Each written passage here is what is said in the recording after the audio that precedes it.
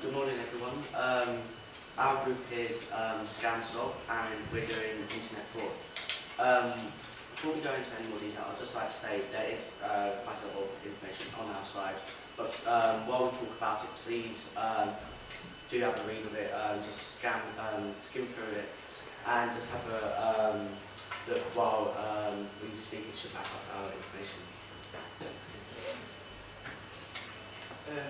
Internet fraud is a very prominent issue in today's society, from many people deliberately trying to get people's accounts.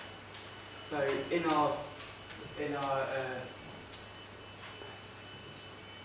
our campaign, we're trying to raise awareness of all of these issues around it. What's the issue? Well, the main issue is a lot of money's lost to internet fraud from regular people to organisations. Many people are attacked every minute, so 20 minutes I believe? Yeah. And also people who are behind it are often unable to be caught because they use internet providers that are not in this country or based somewhere abroad, which means it's very hard to trace them and then extradite into this country if they try.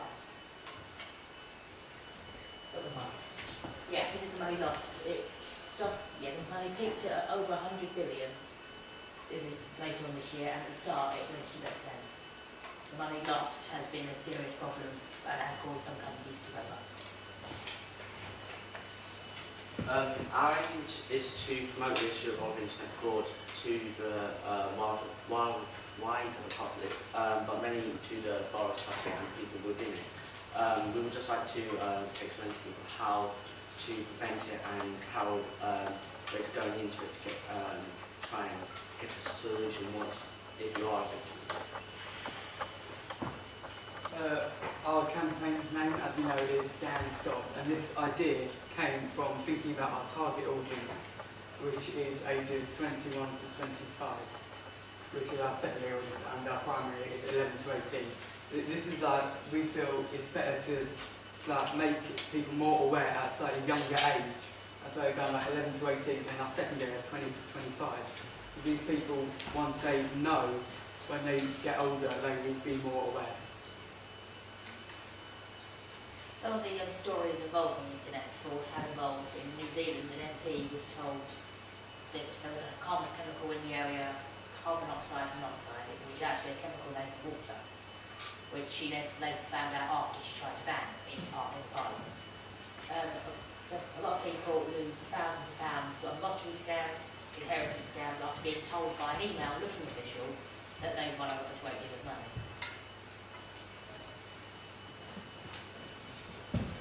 Our logo consists of money burning a small pipe on the computer screen. The computer screen is to make you think of the internet and some of the harm that can happen on the internet. While the burning of money is the relative is basically the same as you throwing money into water. It will just be useless. And you're losing money every time you go onto these sites and actually are winning enough to give over to your data on a site that is not trusted.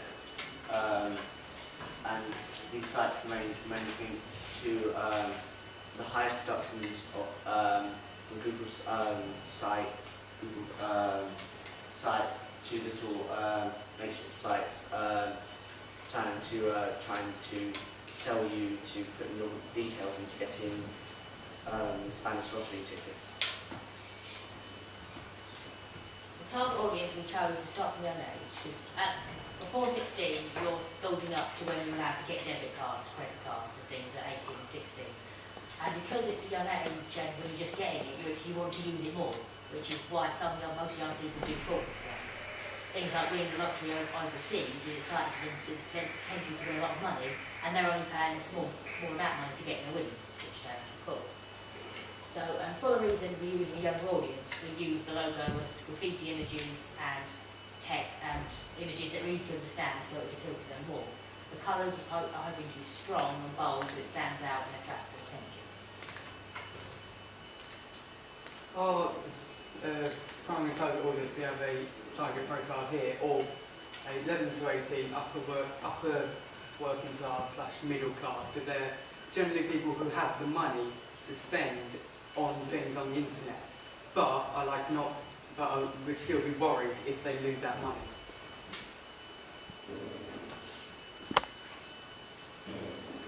And the secondary audience is 20 to 25 year olds. Because of internet fraud is becoming a growing problem. When they were younger, they didn't have the same information as we do now.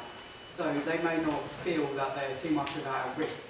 They're just they don't know about how people do it and how they may be affected by it. This is also an issue because they normally, university students will be going on to higher education, but they also are building up debt through their education, so they are looking for things cheaper, especially from less well-known sites. I say they'll be cheaper to import or deliver to you since they're trying to get business, but this is often a ruse to get your details and charge you extortionate amounts of money for things that you will not need, and you will never see that money again since it does run off external IP addresses that can't be tracked.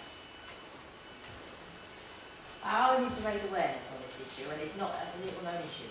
It's one of the main internet earners in scams and criminal. It's one internet criminal earners for people.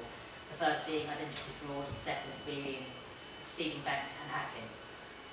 Internet fraud is little known because some people just ignore the emails and they don't read them and assume they're spam, while others who do pay attention are embarrassed and they don't want to tell people, which is why they get away with these scams, get away with it illegal. So raising awareness is hoping to make people more aware and actually notice what they're doing. We're trying to use shock tactics. There's an extortionate amount of victims on this topic, and also using guilt to try and appeal to the people behind it and what they're doing. We're trying to institutionalise our campaign so it is specific to Sutton and the needs for a Sutton audience. So we'll try and put it in places around Sutton, like youth clubs, places where a lot of youths meet and can socialise together. But we're also trying to bring it to a specific audience of upper working class and lower middle class, so that they can really understand the issues since it's specific to them, and they'll feel that they need to listen more because of it's specific to their needs, and they could be harmed by it. This is relevant and it is needed for this audience because, as you know, it is a growing problem and it will get worse. So, but just by hitting it early, there is a chance that you can stop it before it gets too bad. It will be appealing to all the audiences because, well, if it wasn't, then it would be useless as a campaign.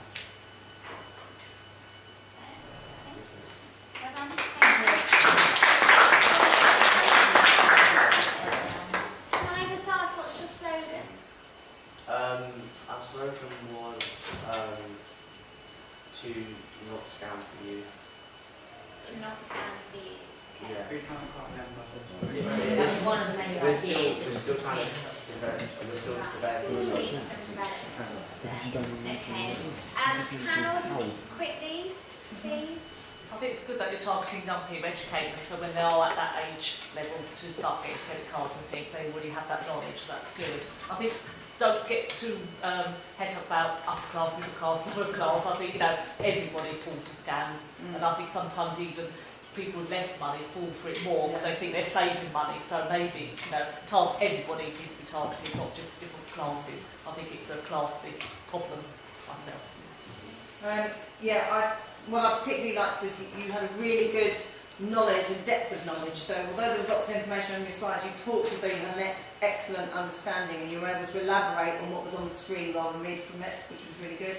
I liked your logo. I think the only criticism would be have a clear slogan. Make sure, and go back to that point about reinforcing it all the way through your presentation. So we liked the name, but the slogan needs to be evident. Okay?